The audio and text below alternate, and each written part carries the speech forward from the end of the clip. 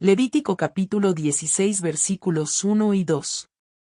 El Señor habló a Moisés después de la muerte de los dos hijos de Aarón, cuando se presentaron ante el Señor y murieron.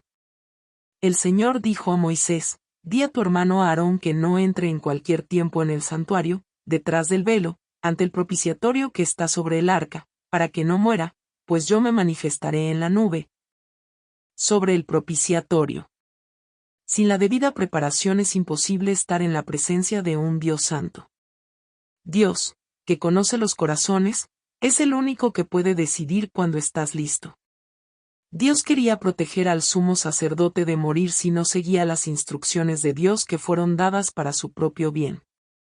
El velo del cual se habla aquí es el segundo velo, que estaba localizada ante el propiciatorio que se encontraba en el lugar santísimo, el segundo compartimiento dentro del tabernáculo.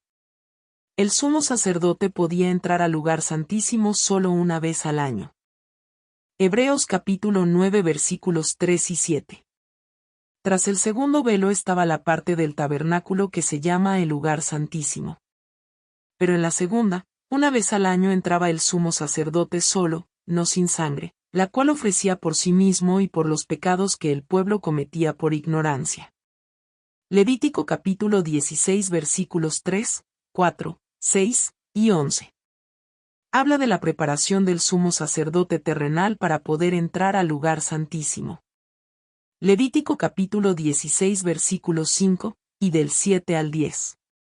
Tomará de la congregación de los hijos de Israel 2 machos cabríos para el sacrificio por el pecado y un carnero para el holocausto. Después tomará los 2 machos cabríos y los presentará delante del Señor, a la entrada del tabernáculo de reunión. Aarón echará suerte sobre los 2 machos cabríos, una suerte para el Señor y otra suerte para Azazel. Luego Aarón hará acercar el macho cabrío sobre el cual haya caído la suerte para el Señor, y lo ofrecerá en sacrificio por el pecado. Pero el macho cabrío sobre el cual haya caído la suerte para Azazel, será presentado vivo delante del Señor, para hacer expiación sobre él y enviarlo a Azazel, al desierto.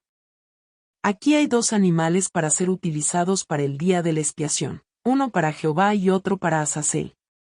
El de Jehová iba a ser sacrificado para redención de los pecados del pueblo. Azazel, que significa el que es removido o el que desaparece, no iba a ser sacrificado para redención de pecados sino para llevar simbólicamente los pecados al desierto y morir desterrado, separado del pueblo. Los 2 machos cabríos no podían representar a Cristo porque solo uno era para Jehová.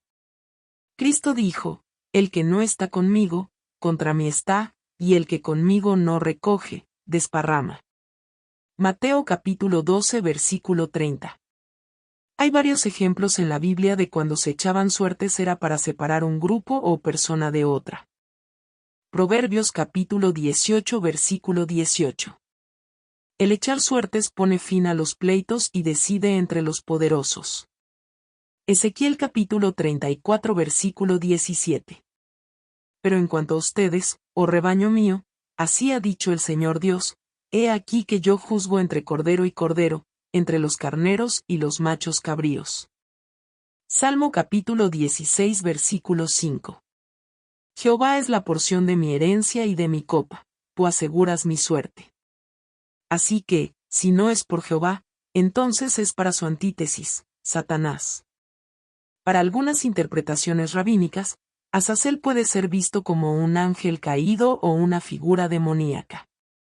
Azazel era la separación del mal de entre el pueblo de Dios. Este acontecimiento nos hace pensar en el juicio de Dios. Hasta Levítico capítulo 16 versículo 19 se explica lo que se hace para expiar los pecados del pueblo de Dios, incluyendo al sacerdote. Levítico capítulo 23 versículos del 23 al 27 y 29. El Señor habló a Moisés diciendo: habla a los hijos de Israel y diles: el primer día del mes séptimo tendrán una fiesta sabática, una conmemoración con estrépito de trompetas y una asamblea sagrada. No harán ningún trabajo laboral, y presentarán una ofrenda quemada al Señor. El Señor habló a Moisés diciendo: el 10 de este mes séptimo será el día de la expiación, tendrán asamblea sagrada. Se humillarán a ustedes mismos y presentarán una ofrenda quemada al Señor.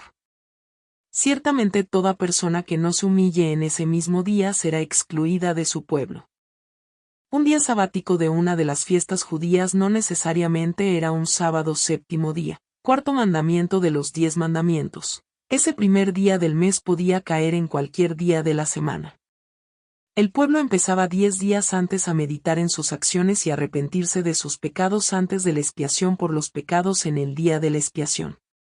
Si no lo hacían, iban a correr la misma suerte que el macho cabrío por Azazel, ser sacado del pueblo. Quizás han escuchado alguna vez la frase, la última la paga el diablo. Este es uno de esos casos. Una vez que el sacrificio por el pecado se había hecho, la puerta de la gracia se cerraba. Apocalipsis capítulo 22 versículo 11. El que es injusto, haga injusticia todavía. El que es impuro, sea impuro todavía. El que es justo, haga justicia todavía, y el que es santo, santifíquese todavía. En Enciclopedia Judía, volumen 2, página 286 bajo la sección expiación, día D, dice que el día de la expiación era como un sello, o para salvación de los pecados o para perdición. Cristo pagó con su vida la muerte que nosotros merecíamos por pecar, porque la paga del pecado es muerte. Romanos capítulo 6 versículo 23. En Cristo había suficiente vida para pagar el precio por todos los seres humanos que han nacido y nacerán en este mundo. Pero solo aquellos que se arrepientan de sus pecados y se acojan por fe en la promesa de que Cristo pagó el precio que nosotros debíamos pagar, son a quienes la deuda les quedará salda. Entonces se cumplirá en ellos el resto del versículo de Romanos capítulo 6 versículo 23, pero el don de Dios es vida eterna en Cristo Jesús, Señor nuestro. Los que no se arrepientan de sus pecados pagaban con su propia vida el precio, y quedaran excluida de su pueblo, es decir, el pueblo de Dios. Cristo pagó el precio por nosotros y cargó nuestros pecados al santuario celestial. Hebreos capítulo 9 versículos 11 y 12.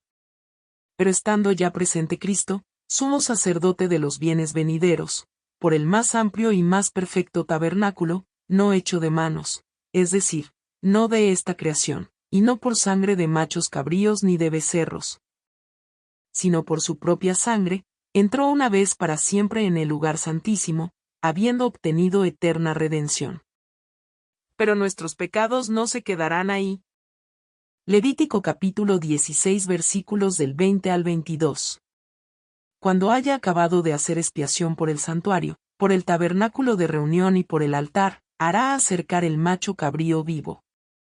Aarón pondrá sus 2 manos sobre la cabeza del macho cabrío vivo y confesará sobre él todas las iniquidades, las rebeliones y los pecados de los hijos de Israel, poniéndolos así sobre la cabeza del macho cabrío.